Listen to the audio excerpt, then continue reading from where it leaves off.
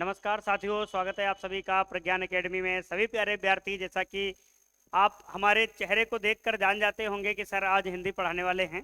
ठीक है, तो जैसा कि अगर हम बात करें कि हिंदी हम लोग पढ़ते ही क्यों हैं, क्या ऐसी आवश्यकता आन पड़ी हमारे सामने कि हम हिंदी के विषय को पढ़ते हैं।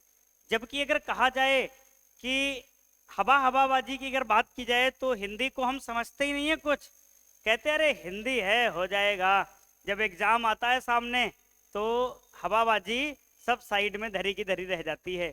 मैं अपना बताऊं आपको, मैं सबसे पहले 2018 में, उस समय मैंने ग्रेजुएशन भी नहीं किया था, और अपेयरिंग में मैंने सोचा कि जो बच्चे पीसीएस का फॉर्म डाले हुए थे और पेपर देकर आए तो प्रीलिम्स में सीसेट में 20 क्वेश्चंस आते हिंदी के, तो मैं 20 क्वेश्चन में टिक लगाया और अपने सीनियर से पूछा कि भाई देखो कितने सही हैं। 20 में 2 सही थे। कितने? 2 सही थे, वो भी तुक्के से। तो ये हाल था हिंदी का। देन उसके बाद 2019 में मैंने पीसीएस का एग्जाम दिया और हिंदी में मेरे 20 में 20 सही थे। मतलब 1 साल की वो लगन और ऊपर वाले की दुआ से वो एग्जाम भी क्रैक हुआ, प्रीलिम्स। ठीक है, तो लगन थी कि हिंदी को अब हम पढ़ेंगे ही पढ़ेंगे। ठीक है, तो हिंदी को हमने बहुत मेहनत किया। और ऐसा नहीं है कि हिंदी को बहुत ज़्यादा मेहनत देनी है आपको।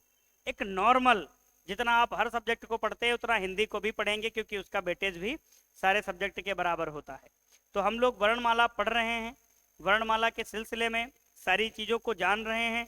जो चीज़ें हमसे छूटी हुई थी या हम कभी पढ़े थे, हमें रिवाइज नहीं हो रही थी चीज़ें, तो अब उनको हम दोहरान भी कर रहे हैं और नए सिरे से भी सीख रहे हैं। तो ये ऐसा आपको क्लास मिल रहा है, कहने का मतलब है यहाँ हर दिन आपको कुछ नया सीखने को मिलेगा। तो कोशिश यही किया करिए कि ज़्यादा से ज़्यादा मात्रा में क्लास को शेयर किया करिए। कि आप लोग अगर मान लो अपने भाई बंधुओं को, दोस्तों को क्लास को शेयर करते हो तो वे बच्चे भी क्लास को देख पाएंगे। जो परीक्षा की तैयारी कर रहे हैं उनका भी भला होगा और आपका भी भला होगा, सबका भला होगा, तो हमारे जग का भला होगा। ठीक है, तो कहने का मतलब जो प्रज्ञान एकेडमी के ऑफिशियली यूट्यूब चैनल से आप लोगों को क्लास दी जा रही हैं वो बिल्कुल फ्री ऑफ कॉस्ट है, उसका कोई चार्ज नहीं लिया जा रहा है। तो जितना हो सके दिल खोल के फेंको ग्रुप में क्लास को। जितना हो सके आपके पास जो भी सोशल मीडिया आप यूज करते हो, आप वहां क्लास को शेयर करिए। हाँ, ऐसी जगह शेयर करिए जिसको उसकी जरूरत हो। ये नहीं कि आप अपनी नानी को क्लास शेयर कर दीजिए, हालांकि उनका तो जो होना था वो हो गया, अब वो पढ़ाई नहीं करने वाली, तो ना ही आप नाना को क्लास शेयर करिए ना ही नानी को। जो जरूरतमंद हो उन्हीं को क्लास को शेयर करिएगा, ताकि वो भी क्लास को पढ़ेंगे तो उनके भी भविष्य के लिए कुछ ना कुछ अच्छा होने वाला है। तो हम लोग वर्णमाला में स्वर और व्यंजन वर्णों को जान लिए। अब व्यंजन वर्णों को जब हम जाने, स्वर वर्णों को जाने, तो हमारे अंदर का जो आत्मविश्वास है वो अलग टाइप से जगा होगा कि हाँ हम बहुत कुछ कर सकते हैं। पहले हमने सोच रखा था कि हमारे जीवन में हमें लगता है कि हम पृथ्वी पर बोझ बन के ही आए हुए हैं, परंतु अब ऐसा नहीं प्रतीत हो रहा है कि हम हर संभव प्रयास करेंगे और हर सफलता को अपने पास लाएंगे। ठीक है, तो अब हम शुरू करने जा रहे हैं मात्राएं या मात्राओं की गणना। तो अब हमारा जो टॉपिक होगा मात्रा व वर्णों की गणना। मात्रा व वर्णों की गणना। अब क्या जरूरत पड़ी कि मात्रा और वर्णों की हम गणना कर रहे हैं? ठीक है, कभी कभी हम लोग सोचते होंगे कि ये क्या सिलेबस है हमारी जिंदगी में। बराबर जो जिंदगी, जो उम्र हमारी खेलने खाले घूमने की है, उसी उम्र में हमें बस्ते और किताबों का बोझ झेलना पड़ता है। परंतु ये आज से ही नहीं है, हमारे अतीत काल से शिक्षा चली आ रही है। ठीक है, आप देखोगे जब हम लोग पढ़ते हैं ऋषि मुनियों के समय में, तो वो भी अनुसंधान किया करते थे। नए नए अस्त्रों का, शस्त्रों का अनुसंधान होता था। आप लोग देखते होंगे रामायण वगैरह में, इधर से मोहिनी अस्त्र, उधर से विष्णु अस्त्र, इधर से आग्नेय अस्त्र चलता है ना। वो किसकी देन है? वो ऋषि मुनियों की देन है। आज हम परमाणु बम के दम पे बात करते हैं कि हमारे पास परमाणु है, हमारे पड़ोसी देश के पास परमाणु बम है। तो आज के जो वैज्ञानिक हैं वो ये अनुसंधान कर रहे हैं। हमारे पूर्वज ऋषि मुनि थे जो अनुसंधान करते थे। तो मात्रा व वर्णों की गणना की जब हम बात करेंगे तो यहाँ पर सबसे पहले हमारी हेडिंग आएगी मात्रा की गणना। क्या आएगी? मात्रा की गणना और मात्रा। तो हमारी हेडिंग आ जाएगी मात्राएं। तो मात्राएं की बात जब कभी आती है तो मात्राएं क्या होती हैं? तो मात्राएं एक स्वर का ही रूप होती है। क्या होती हैं? स्वर का ही रूप होती हैं और स्वर का प्रतिनिधित्व करने के लिए ये एक संकेत के रूप में प्रयोग की जाती हैं। क्या की जाती हैं? स्वर का प्रतिनिधित्व अपने संकेतों के माध्यम से करती हैं और स्वर का ही एक रूप होती हैं। मात्राएं क्या होती हैं? स्वर का ही रूप होती हैं। तो लिखेंगे स्वर का ही रूप होती हैं।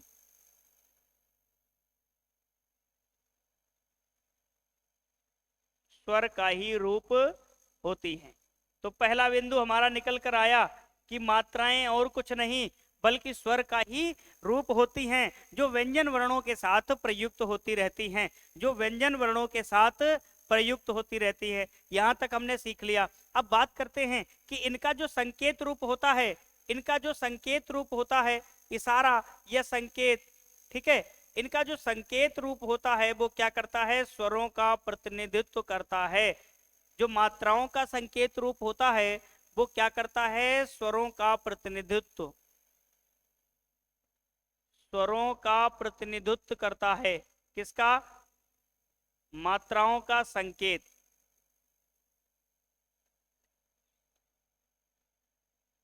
प्रतिनिधित्व, ठीक है, क्या करता है? स्वरों का प्रतिनिधित्व करता है। कौन सा? मात्राओं का संकेत, ठीक है।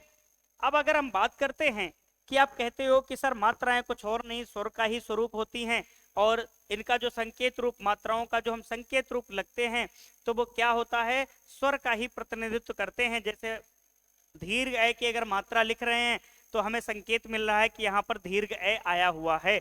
तो वही अगर हम बात करें कि इनकी संख्या कितनी होती है साहब, तो संख्या की जब बात करते हैं तो इनकी जो संख्या होती है वो 11 है होती है। कितनी होती है? 11 है होती है संख्या। इस बात को हम समझेंगे, संख्या कितनी होती है? 11 होती है।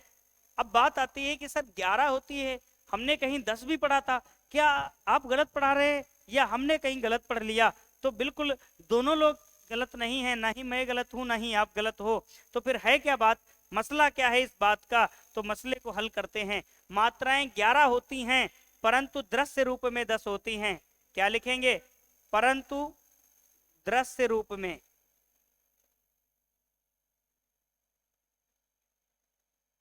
10, दृश्य रूप में कितनी मात्राएं होंगी? तो दृश्य रूप में जब हम मात्राओं की संख्या देखेंगे तो कितनी होती है? 10 होती है। कितनी होती है? 10 होती है दृश्य रूप में। मात्राओं की संख्या एक कहाँ गायब हो जाती है? तो एक कहाँ गायब हो जाती है? तो उदाहरण के तौर पे अगर हम देखें लघु ए, तो लघु ए की जो मात्रा होती है परंतु संकेत रूप में नहीं होती। तो ध्यान देना,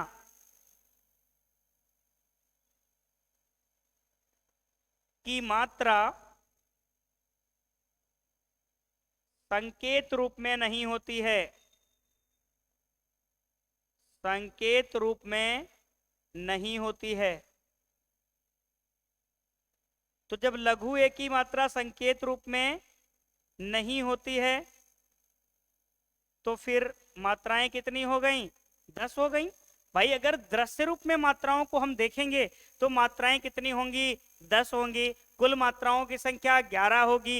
ए की मात्रा, लघु ए की मात्रा दिखती नहीं है हमको, तो लघु ए को हम किस रूप में संबोधित करते हैं? तो लघु ए को हम मात्र सिरोरेखा से ही संबोधित कर लेते हैं, इसकी कोई मात्रा नहीं लिखते हैं, ठीक है। तो इसलिए जब इसकी कोई मात्रा नहीं होती है तो एक नई चीज सीखने वाले हैं हम लोग। क्या नई चीज सीखने वाले हैं? इसको उदासीन स्वर कहते हैं। क्या कहते हैं? उदासीन स्वर बोलते हैं। अब उदासीन, आप लोग साइंस वाले बच्चे होंगे, सब लोग समझते होंगे उदासीन क्या होता है। जिस विलयन का पीएच मान 7 होता है उसको हम लोग क्या कहते हैं? उदासीन कहते हैं। जिसका 7 से कम होता है उसको अम्लीय, जिसका 7 से ज्यादा होता है उसको क्षारीय कहते हैं। ये किससे मापा जाता है पीएच? तो इसके एक पैमाना आता है पीएच पैमाना, जिसको सबसे पहले एसपीएल सोरेनसन ने 1909 में डिस्कवर किया था, मतलब खोजा था, ठीक है। तो यहाँ पर हमने देखा कि लघु ए को हमने क्या मान लिया? उदासीन स्वर मान लिया, ठीक है।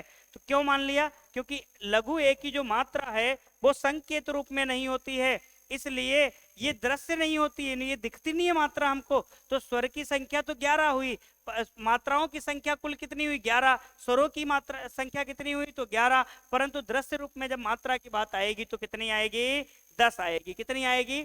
10 आएगी। यहां तक बात समझ में आ गई? आप इसका स्क्रीनशॉट ले लीजिएगा फटाफट से। उसके आगे हम लोग बढ़ते हैं, इसका फटाफट से स्क्रीनशॉट लेके रख लीजिएगा।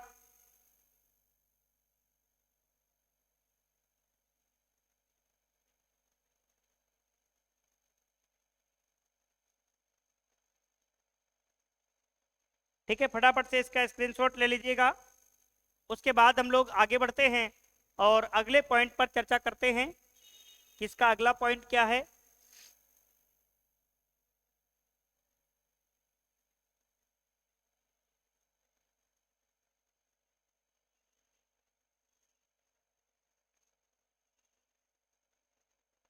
चलिए अब हम लोग देखते हैं मात्राओं को लिखने का ज्ञान, कि मात्राएं कैसे लिखते हैं, किस प्रकार से हम लोग मात्राओं को लिखते हैं, ये अपने ध्यान में रखते हैं चीजों को।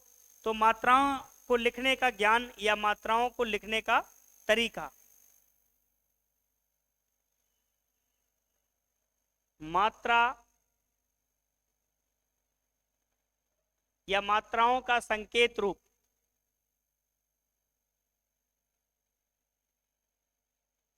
मात्राओं का संकेत रूप।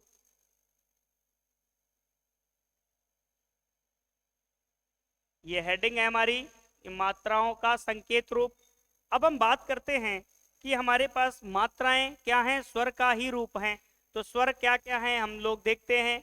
लघु है, दीर्घ है, लघु ई, दीर्घ ई, लघु उ, दीर्घ उ, रिर। ये रिर लघु वाली होती है, दीर्घ रिर हम लोग संस्कृत में पढ़ते हैं। ठीक है, ए, दीर्घ ओ और दीर्घ औ। यहां तक बात को हम लोग समझ पाए? ठीक है, अब हम थोड़ा सा प्रयास करने का और यहाँ पर एक चीज देखेंगे कि थोड़ा सा हम और प्रयास करेंगे कि यहाँ पर इनकी मात्राओं को जानने का प्रयास करने वाले हैं, कि इनकी मात्राओं को हम लोग जानेंगे, एक एक मात्रा को हम लोग समझेंगे।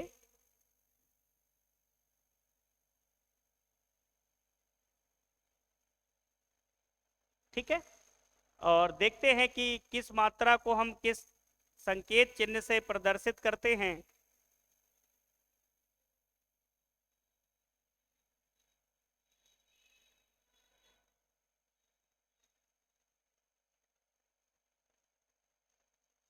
अब देखिएगा कि ये हमने एक चार्ट रूप में डेवलप कर लिया इसको। अब मात्राओं को देखते हैं।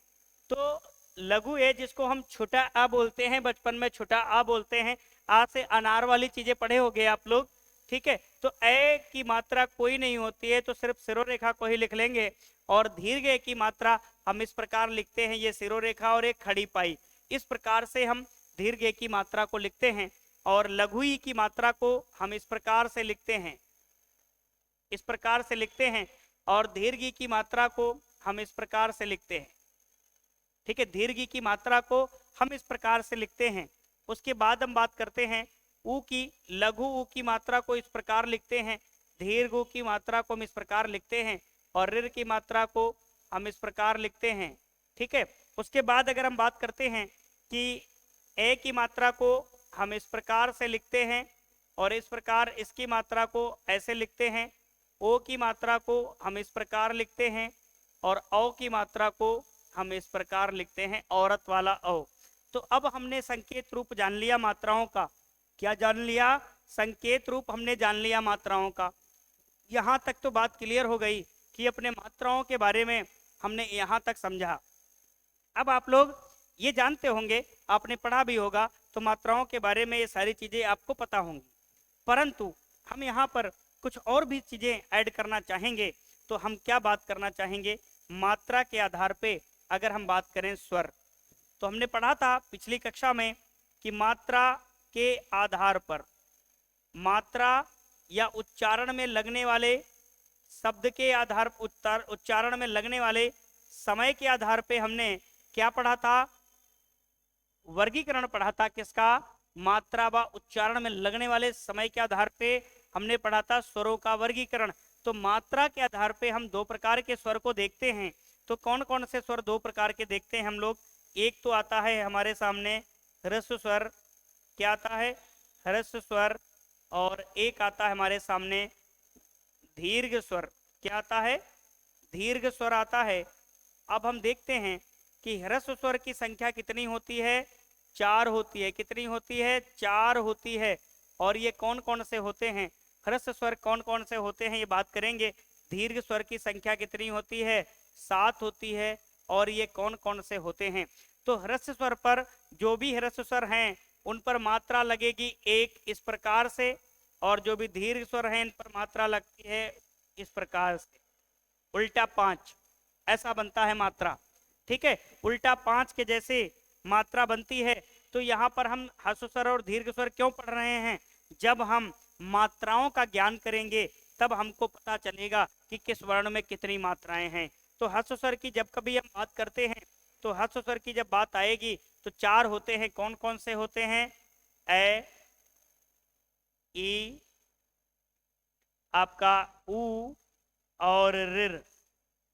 अब आप देखना कि इन वर्णों से बना हुआ कोई भी शब्द होगा उसमें जब हम मात्राएं देखेंगे तो हम एक मात्रा को काउंट करेंगे, जहां जहां इनका दोहरान होगा या इनका प्रयोग होगा तो हम कितनी मात्राओं को देखेंगे, एक मात्रा को देखेंगे। जैसे हम कोई शब्द लिख दिए और हमने आपसे पूछ लिया कि इस शब्द में कितनी मात्राएं हैं, तो आप कैसे निकालोगे, शब्द को पहले तोड़ोगे फिर आप देखोगे कि उनमें ये वाले वर्ण हैं कि नहीं है। अगर ये वाले वर्ण आपको मिल जाएं तो जहां पे ए दिखे, ई दिखे, ऊ दिखे और आपको ऋ दिखे तो आप वहां पर क्या करोगे, एक एक मात्रा को काउंट कर लोगे। दीर्घ स्वर की जब बात आती है तो ये सात होते हैं, कौन से, इसी का एक बड़ा भाई और इसी की लघु ई की एक बड़ी बहन और लघु ऊ का एक बड़ा चाचा, उसके बाद ये और ए, ऊ और ए, ओ और औ। ठीक है, तो ये मिलाकर कितने हो गए, सात हो गए, कितने हो गए, सात हो गए। अब इन वर्णों से बने हुए शब्द में जब मात्राएं हम ज्ञात करेंगे तो उनमें हम दो मात्राओं को काउंट करेंगे, किसमें, दो मात्राओं को काउंट करेंगे, जैसे ये लिखा हुआ है।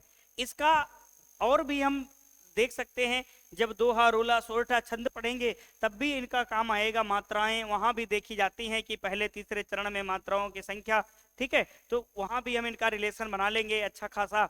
तो हम यहाँ पर बस यही बताने का हमारा उद्देश्य था कि ह्रस्व स्वर और दीर्घ स्वर का, कि इन वर्णों से कोई शब्द बना होगा और उसमें मात्राएं पूछी जाएंगी तो एक मात्रा हम उसका काउंट करेंगे, और इन वर्णों से जो शब्द बना होगा उसमें जब मात्राएं पूछी जाएंगी तो हम दो मात्राओं को काउंट करेंगे। कितनी मात्राओं को, दो मात्राओं को काउंट करेंगे। आप इसको चुपचाप से स्क्रीनशॉट ले लीजिएगा फटाफट से।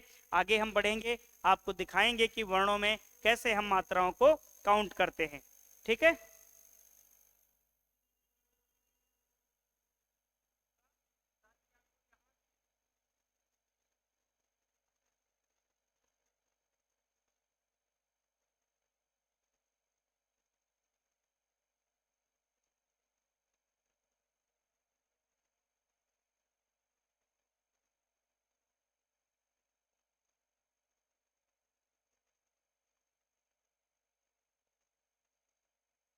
चलिए आप लोग फटाफट से इसका स्क्रीनशॉट ले लीजिए।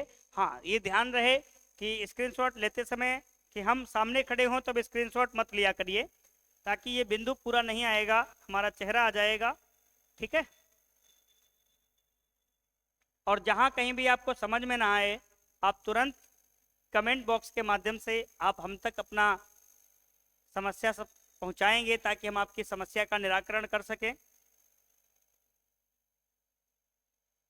यहां तक चीजों को समझ गए आप लोग, आगे बढ़ा जाए। चलिए अब हम बात करते हैं कि अपने बिंदु को आगे बढ़ाते हुए कि वर्णों में मात्राओं की संख्या ज्ञात करना, तो शब्दों से मात्राओं की संख्या ज्ञात करना।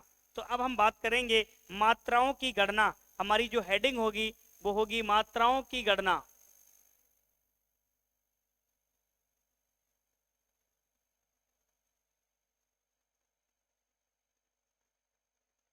क्या होगी, मात्राओं की गणना। अब कैसे मात्राओं की गणना करेंगे, तो जरा हम देखते हैं कि मात्राओं की गणना कैसे हम करेंगे। तो हमें ह्रस्व और दीर्घ स्वर के बारे में जानकारी है, तो हम क्या कर लेंगे, मात्राओं की गणना कर लेंगे। तो अब हम देखते हैं कि बहुत सारे उदाहरण हम आपको देते हैं और मात्राओं की गणना उससे हम करवाते हैं आपको। जैसे मैं आपके सामने एक शब्द दे रहा हूं, कमल,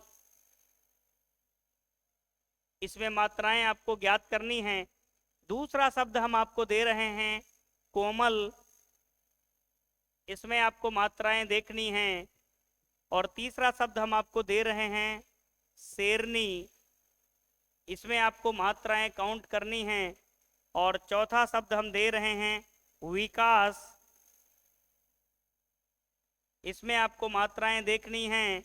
और अगला शब्द हम आपको दे रहे हैं झलक, इसमें आपको मात्राएं देखनी हैं कि मात्राएं कितनी हैं। ठीक है, ये चीजें हैं, इनमें हमको मात्राओं की संख्या देखनी है। किसकी, मात्राओं की संख्या देखनी है। तो मात्राओं की संख्या हम लोग देखेंगे फटाफट से। अब देखते हैं कमल में मात्राएं कैसे ज्ञात करेंगे। तो कमल में मात्राएं कैसे आपको ज्ञात करनी है। तो कै में लघु ए छिपा हुआ है। तो अगर हम कै को तोड़ें तो हम कैसे लिख सकते हैं, कै को अगर तोड़ेंगे तो इसमें से लघु ए निकलेगा। फिर मैं को अगर हम तोड़ेंगे तो इसमें से लघु ए निकलेगा। अगर हम लय को तोड़ेंगे तो इसमें से लघु ए निकलेगा। निकलेगा कि नहीं निकलेगा। तो मात्राओं की संख्या कितनी हो गई, एक यहां से, एक यहां से और एक यहां से। तो मात्राओं की संख्या 1, 2 और 3। तो मात्राओं की संख्या कितनी हो गई, 3 मात्राएं लगेंगी। इसमें कितनी हो गई, 3 मात्राएं लगेंगी। अब हमने व्यंजन को स्वर रहित कर दिया तो हमें मात्राएं निकलकर सामने आ गई। आई बात समझ में। कमल को हमने तोड़ दिया। अब कोमल को हम तोड़ते हैं। तो कै को जब हम स्वर रहित करेंगे तो ओ निकल कर आएगा। क्या निकल कर आएगा, ओ निकल कर बाहर आ जाएगा। और मैं को जब हम स्वर रहित करेंगे तो लघु एक छिपा हुआ है उसमें से निकल आएगा। और लय को अगर हम स्वर रहित करेंगे तो लघु ए उसमें छिपा हुआ है वो निकल आएगा। तो लघु ए की मात्रा भैया लोगों कितनी होती है, 1। लघु ए की मात्रा कितनी होती है, 1। परंतु दीर्घो की मात्रा कितनी होती है, 2। तो अब इस कोमल में मात्राओं की संख्या कितनी हो गई, 1 और 1 2 और 2 4। तो मात्राएं कितनी हो गई, 4 हो गई। अब देखो यहां पर आपका काम आ गया, ह्रस्व स्वर और दीर्घ स्वर। दीर्घ स्वर से बनाता ना, ओ की मात्रा निकल रही थी। अब शेरनी की बात करते हैं।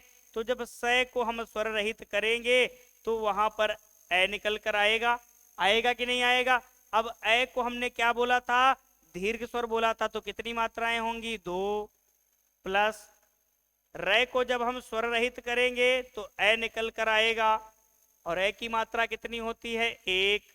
उसके बाद नए को अगर हम स्वर रहित करेंगे तो दीर्घ ई निकल कर आएगी। और दीर्घ ई की कितनी मात्रा होती है, 2 मात्रा होती है। तो शेरनी में अगर हम मात्राओं की संख्या देखें तो 2, 1 3 और 2 5। तो कितनी मात्राएं हो गई, 5 मात्राएं हो गई। किसमें, शेरनी में। आ गई बात समझ में। मात्राएं कैसे निकालेंगे, किसी भी शब्द से दुनिया का कोई भी शब्द उठा के ले आना, उसको बस तोड़ना आपको आता हो, उसको स्वर रहित करना आता हो, आप वहां से सारी की सारी मात्राएं निकालना सीख जाओगे। उसके बाद विकास। तो वय को अगर हम स्वर रहित करेंगे तो वय को जब हम स्वर रहित करेंगे तो कौन सी मात्रा निकल कर आएगी, छोटी की मात्रा निकल कर आएगी। कै को अगर हम स्वर रहित करेंगे इसमें तो बड़ा आ की मात्रा निकल कर आएगी। बड़ा आ में 2 मात्राएं होती हैं, छोटी ई में 1 मात्रा होती है। कितनी, 1 मात्रा होती है। और बाद में सै को अगर हम स्वर रहित करेंगे तो लघु ए निकल कर आएगा जिसकी 1 मात्रा होती है। अब हम टोटल अगर काउंट करें तो 1 2 3 और 1 4। तो कितनी मात्राएं हो जाएंगी, 4 मात्राएं हो जाएंगी। कितनी, 4 मात्राएं हो जाएंगी। आ गई बात समझ में। उसके बाद झलक लिखा हुआ है। तो झलक को हम तोड़ेंगे तो बिल्कुल कमल की तरह टूटेगा। तो झय को अगर हम स्वर रहित करेंगे, ठीक है, झय को अगर हम स्वर रहित करें तो हमारे यहाँ ए निकल कर आएगा जिसमें एक मात्रा है, और लय को अगर हम स्वर रहित करें तो हमारे पास क्या निकल कर आएगा, लघु ए निकल कर आएगा जिसकी भी मात्राएं कितनी हैं, एक है। और कै को अगर हम स्वर रहित करें तो हमारे पास ए निकल कर आएगा जिसका एक मात्रा होती है। तो कितनी मात्राएं हो जाएंगी, तीन मात्राएं हो जाएंगी। अब आप इसमें बताइएगा हमें कमेंट करके कि आपको मात्राएं निकालने वाली झंझट समाप्त हो गई कि नहीं समाप्त हो गई। अब आपको कभी मात्राएं निकालने वाला कॉन्सेप्ट कभी परेशान करेगा क्या, बताइएगा कि क्या कभी आपको मात्राएं निकालने वाला कॉन्सेप्ट परेशान कर सकता है क्या, नहीं ना। तो आपको एक एक शब्द की हमने मात्राएं निकालना सिखा दिया। अब आपको मैं कुछ होमवर्क भी दूंगा, उससे पहले आप इसका स्क्रीनशॉट ले लीजिएगा, फटाफट से स्क्रीनशॉट इसका ले लीजिएगा।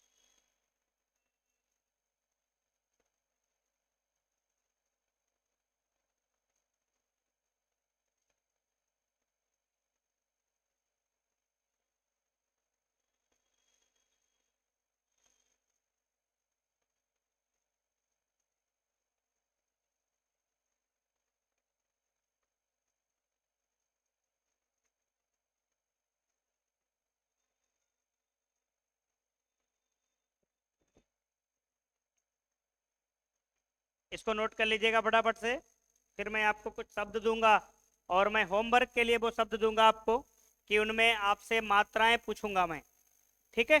तो कुछ शब्द लिख लीजिएगा जिनमें आपको मात्राएं निकालनी हैं। तो आपका गृह कार्य मैं कुछ दे रहा हूं, ये सभी बच्चों का गृह कार्य होगा।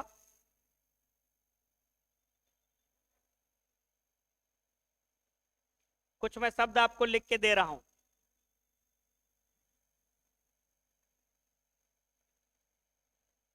ममता,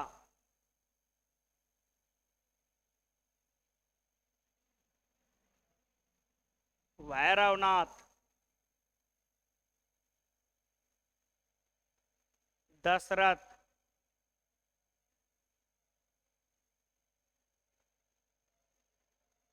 ठीक है। उसके बाद मैं और आगे शब्द लिख रहा हूं, कल्याण,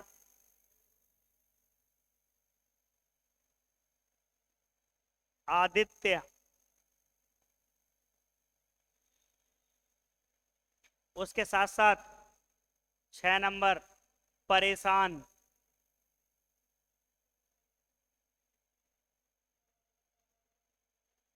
किस्मत, चाहत,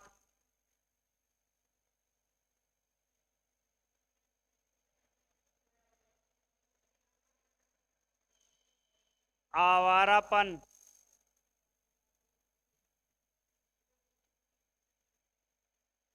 प्रेम,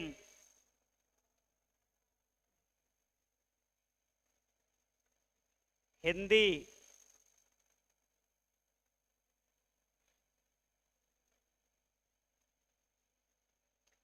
कवितांजलि,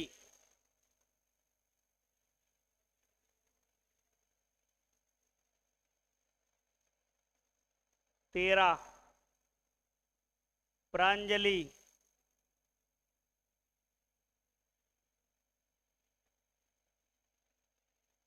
परमार्थ,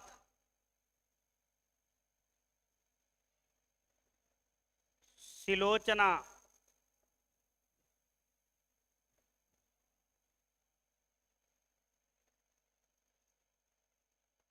ठीक है। उसके बाद 16 नंबर मेघनाथ, महाभारत,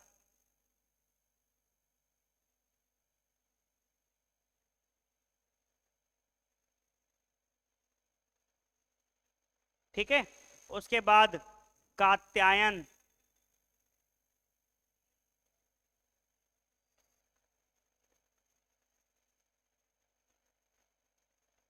अवकाश,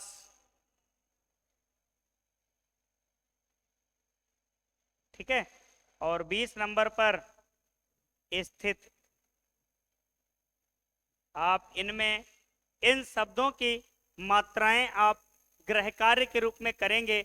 अगर आपको इन शब्दों की मात्राएं ना पता हो तो ध्यान देना कि कमेंट में बताना कि सर ये वाला शब्द मुझे नहीं समझ में आया, इस वाले शब्द की मात्रा बता दीजिए, मैं आपको तुरंत बता दूंगा, ठीक है। उससे पहले आप इसका स्क्रीनशॉट ले लीजिएगा कि हमें कौन सी मात्राएं ज्ञात करनी हैं।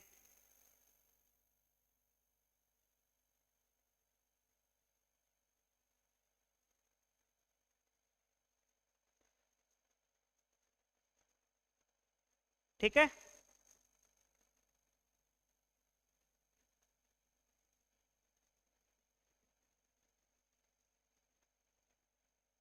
इसको फटाफट से नोट कर लीजिएगा।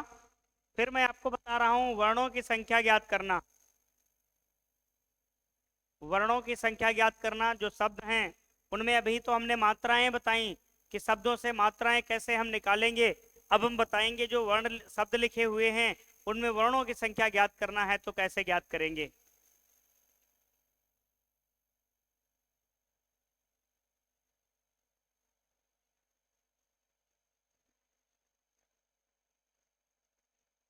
चलिए आगे देखते हैं हम लोग। तो जो शब्द हैं, शब्दों से वर्णों की संख्या ज्ञात करना।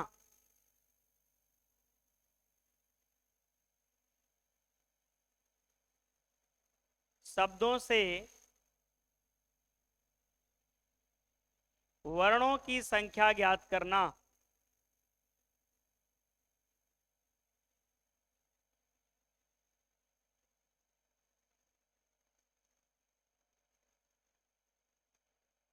तो जो कोई शब्द है उससे वर्णों की संख्या ज्ञात करना है तो कैसे ज्ञात करेंगे, जरा देखते हैं इसको कि शब्दों से वर्णों की संख्या को हम कैसे ऑब्जर्व करेंगे।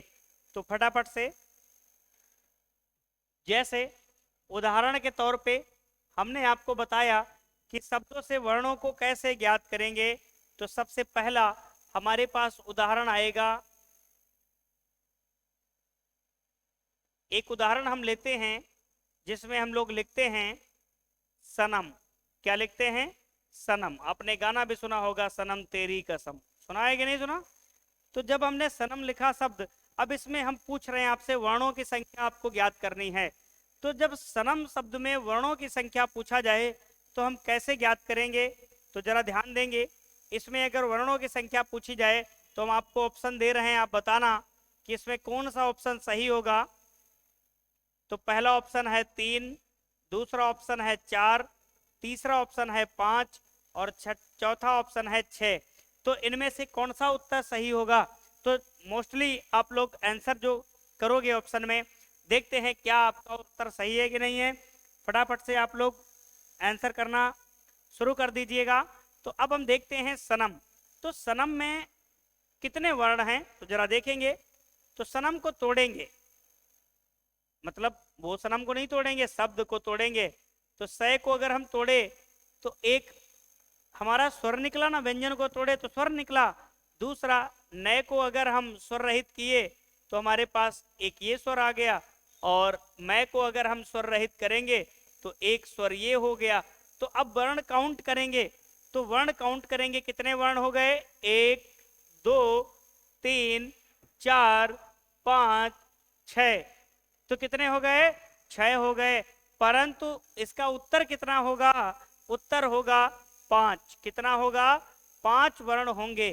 कहने का मतलब सनम में अगर वर्ण पूछा जाए तो सनम में वर्णों की संख्या कितनी होगी? 5 होगी।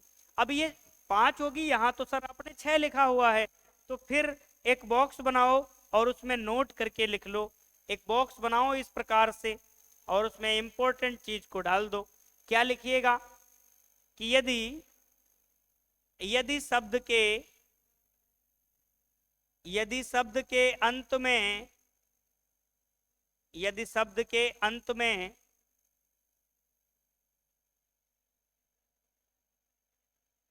लघु ए की ध्वनि का बोध हो यदि शब्द के अंत में लघु ए की ध्वनि का बोध हो तो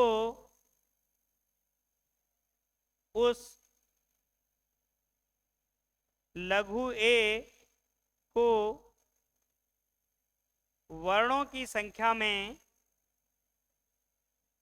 लघु ए को वर्णों की संख्या में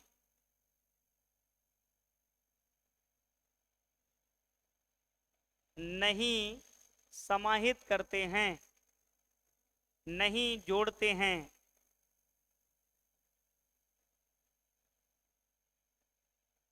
क्यों नहीं जोड़ते हैं? क्योंकि अंत में क्या होता है, ये संकेत रहित होता है। तो जब कभी भी अंत में आएगा तो ये जब कभी भी कोई शब्द लिखेंगे उसके अंत में अगर लघु ये आएगा तो इसको काउंट नहीं किया जाएगा, इसको नहीं जोड़ेंगे, बाकी वर्णों को जोड़ लेंगे और कुल मिला के हमारा उत्तर हो जाएगा 5 हो जाएगा। क्या हो जाएगा? 5 हो जाएगा। ऐसे ही और हम प्रश्न आपको देने वाले हैं, उसमें आप बताइएगा, नेक्स्ट एग्जाम्पल हम आपको देंगे, उसमें आप बताइएगा कि कौन सा सही होगा। तब तक के लिए आप इसका स्क्रीनशॉट ले लीजिएगा और तरीका जो हमने आपको बताया वो तरीका रहेगा कि कैसे हम वर्णों को निकालते हैं। अभी तो हमने लास्ट में लघु ए वाला बताया, अभी दूसरा तरीका आपको बताऊंगा।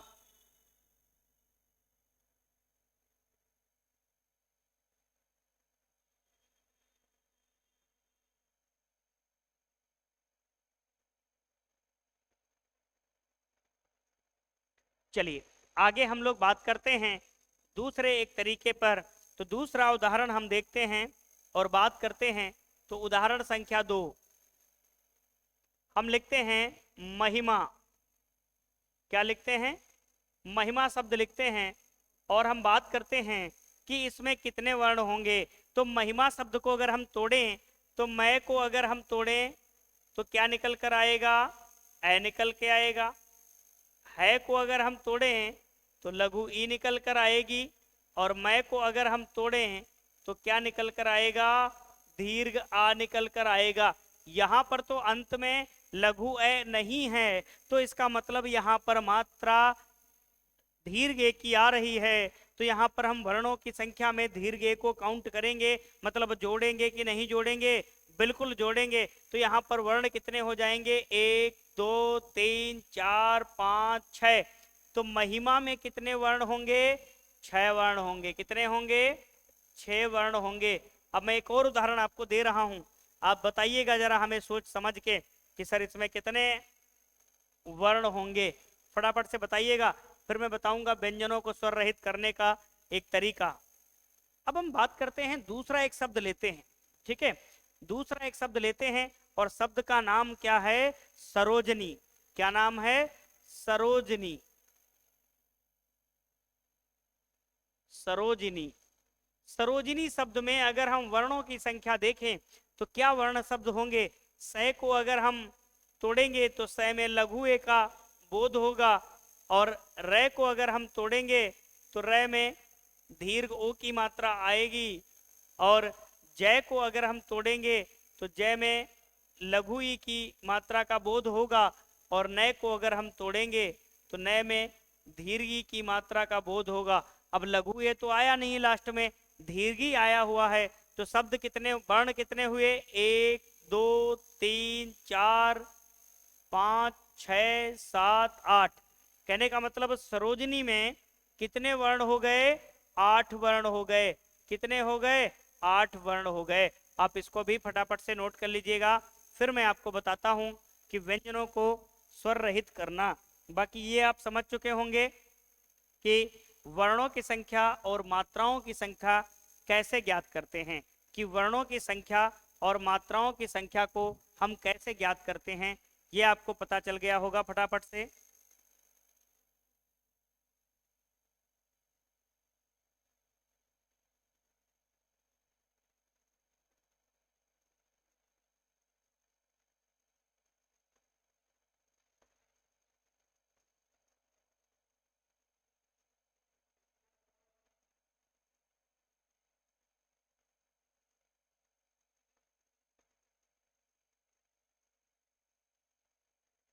चलिए आगे हम बात करते हैं।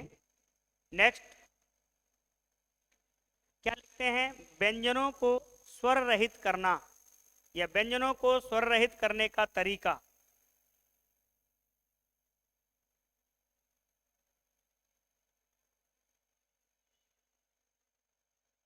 व्यंजन वर्णों को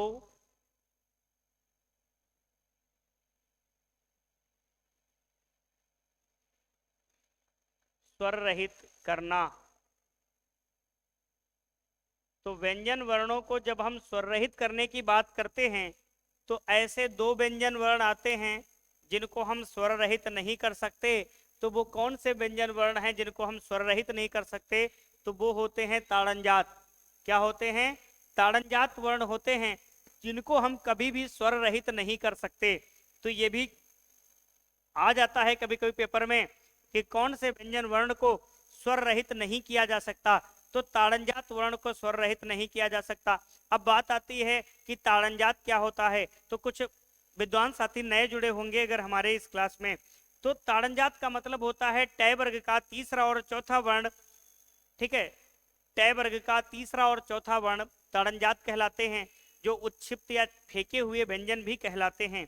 ठीक है, जिनमें कौन से ऐसे वर्ण जिनको ताड़नजात कहते हैं? जो खड़ी पाई होती है उसके नीचे जो बिंदी लगा रहता है बिंदु, उसको हम ताड़नजात वाले बोलते हैं। जैसे डय के नीचे लगा रहता है और ढय के नीचे लगा रहता है, उनको हम ताड़नजात कहते हैं।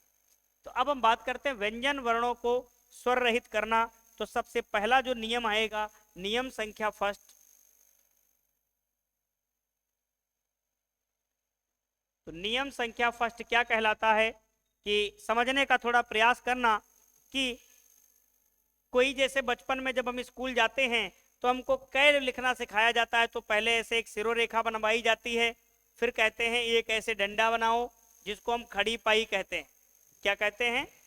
खड़ी पाई। फिर बोल देते हैं कि इधर से ले आकर इधर घुमा दो, कै बन गया। इसको बोलते हैं सिरोरेखा। क्या बोलते हैं? सिरोरेखा। हालांकि ये बात हम आपको पहले बता चुके हैं, फिर भी हम बता रहे हैं क्योंकि आपको जानने की आवश्यकता है। अब हम बात करते हैं ये सिरोरेखा, ये खड़ी पाई। तो व्यंजन वर्णों में ऐसे 22 वर्ण होते हैं जिनमें खड़ी पाई का प्रयोग होता है। कितने? 22 व्यंजनों में, 22 व्यंजन वर्णों में, 22 व्यंजन वर्णों में खड़ी पाई का प्रयोग होता है। किसका प्रयोग होता है? खड़ी पाई का प्रयोग होता है।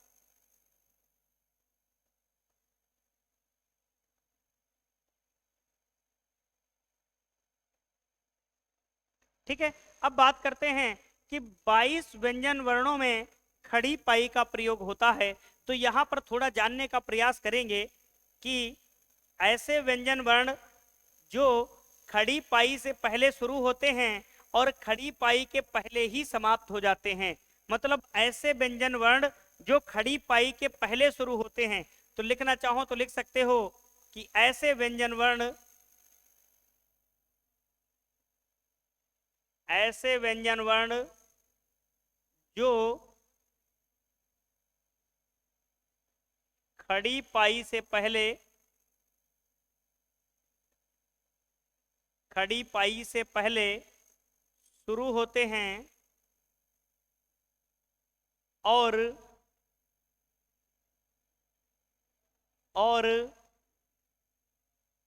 खड़ी पाई के पहले ही, और खड़ी पाई के पहले ही पूर्ण हो जाते हैं, पहले ही पूर्ण हो जाते हैं, पहले ही पूर्ण हो जाते हैं। तो ऐसे व्यंजन वर्ण जो खड़ी पाई से पहले शुरू होते हैं और खड़ी पाई के पहले ही पूर्ण हो जाते हैं। अगर हम एग्जाम्पल के तौर पे देखें तो क्या देख सकते हैं? जैसे गय वर्ण, ये खड़ी पाई है, इससे पहले शुरू हुआ, इससे पहले पूर्ण हो गया। घय वर्ण, खय वर्ण, ठीक है, चय वर्ण, ये क्या है? खड़ी पाई से पहले शुरू हो रहा है। ये खड़ी पाई है और इससे पहले शुरू हो रहे, खड़ी पाई इससे पहले शुरू हो रहे, खड़ी पाई इससे पहले शुरू हो रहे, पहले समाप्त हो रहे हैं। तो ऐसे व्यंजन वर्ण जो खड़ी पाई से पहले शुरू होते हैं और खड़ी पाई के पहले ही पूर्ण हो जाते हैं, तो उनको स्वर रहित अगर करना हो, तो अगर उनको स्वर रहित करना हो तो क्या करेंगे? स्वर रहित अगर उनको करना है, स्वर रहित करने हेतु, स्वर रहित करने हेतु हम क्या करेंगे? खड़ी पाई हटा देंगे। क्या करेंगे? खड़ी पाई हटा देंगे, खड़ी पाई हटा देंगे। वो क्या हो जाएंगे? स्वर रहित हो जाएंगे। उदाहरण के तौर पे देखिएगा, जैसे चय वर्ग को अगर हम खड़ी पाई हटा दें तो इस प्रकार से आधा हो जाएगा। गय को अगर हम खड़ी पाई हटा दें तो इस प्रकार आधा हो जाएगा। घय को अगर हम खड़ी पाई हटा दें तो इस प्रकार हो जाएगा। हो जाएगा कि नहीं हो जाएगा? बिल्कुल। ऐसे जय को हम अगर बात करें, इस प्रकार से जय लिखा रहता है, खड़ी पाई हटा दें तो इस प्रकार हो जाएगा। तो जब ऐसे वर्ण जो 22 हैं जिनका प्रयोग खड़ी पाई लगाकर होता है, उन 22 वर्णों में अगर हम उन्हें स्वर रहित करना चाहें तो क्या कर सकते हैं? उनकी खड़ी पाई को हटा लेते हैं। ध्यान देना, खड़ी पाई को पार करके जाने वाले वर्ण ना हो, जैसे कै और फै, ये खड़ी पाई को क्रॉस करने वाले हैं। इनको हम ऐसे नहीं कर सकते, इनको हम ऐसे नहीं लिख सकते, इनको हम ऐसे नहीं लिख सकते, नहीं तो वर्ण का उच्चारण ही गलत हो जाएगा। हो जाएगा कि नहीं हो जाएगा? जो खड़ी पाई को क्रॉस करके बनते हैं उनको हम क्या करते हैं? इस प्रकार से लिख लेते हैं, इस प्रकार से लिख लेते हैं। कहने का मतलब जो खड़ी पाई के इधर की ओर आकृति होती है उसको आधा कर देते हैं। क्या कर देते हैं? उसको आधा कर देते हैं। तो ध्यान देना, खड़ी पाई को जो लांघने वाले शब्द होते हैं, खड़ी पाई को पार करने वाले जो वर्ण होते हैं, शब्द निकल गया, वर्ण होते हैं, उनको लिखते समय हम क्या करते हैं? खड़ी पाई के बाद का जो आकृति होती है उनकी, उनको हम क्या करते हैं? आधा कर देते हैं। इससे वे क्या होते हैं? स्वर रहित हो जाते हैं। क्या हो जाते हैं? स्वर रहित हो जाते हैं। तो यहाँ तक हमने रूल पहला, नियम पहला सीख लिया कि व्यंजनों को स्वर रहित कैसे करेंगे। तो आज की क्लास का ये हमारा अंतिम बिंदु है। कल हम लोग पढ़ेंगे रूल संख्या सेकेंड और थर्ड, उसके बाद हम लोग संधि पर चर्चा करने वाले हैं। आज हमने वर्णमाला पर बहुत अच्छा कमांड तैयार कर लिया है कि उम्मीद करते हैं कि आप लोग वर्णमाला दोबारा वो रफ्तार से सीखो कि आपके जो एग्जाम में वर्णमाला आए आपका गलत ना हो। ठीक है, तो आज के बाद कल यानी कि हम इन्हीं बिंदुओं से प्रारंभ करेंगे और वर्णमाला का समापन करके संधि का प्रारंभ करेंगे। आज के लिए इतना ही, मिलेंगे कल फिर एक नई ऊर्जा के साथ। सभी को हमारी तरफ से शुभ रात्रि, प्रज्ञान एकेडमी की तरफ से शुभ रात्रि।